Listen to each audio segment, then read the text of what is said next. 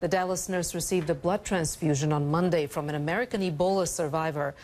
Doctors think that antibodies in the blood of survivors can actually help new victims fight off the virus.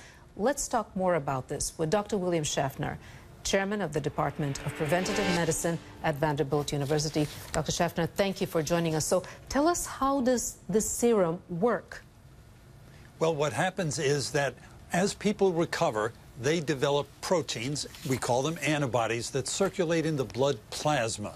They actually can attach themselves to the virus and actually result in the virus not being able to spread, not being able to multiply. So we can take Dr. Brantley's antibodies in the plasma, give them to this young nurse, and that will help her recover from this infection, we hope, because his plasma will actually fight the virus in her body. Now, can everybody get such a treatment, or do you have to be compatible with the survivor who's donating the blood to you? Actually, the survivor donates their plasma, the liquid part of the blood. We hold back the red blood cells, and therefore we don't have to do any of that fancy typing, because the typing relates to the red blood cells. So that makes it much more easy.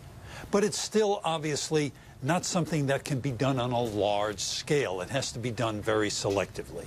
Why does it have to be done selectively? Well, it's because the survivor can just donate so much plasma at a time, and then the body has to reconstitute the plasma.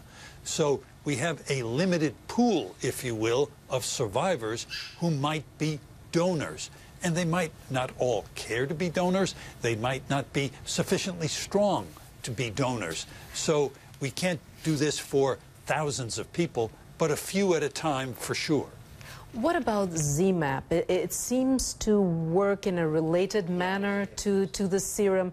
Tell us how it works and how much promise ZMapp, this experimental drug, holds. Well, mind you, all of these therapies are experimental.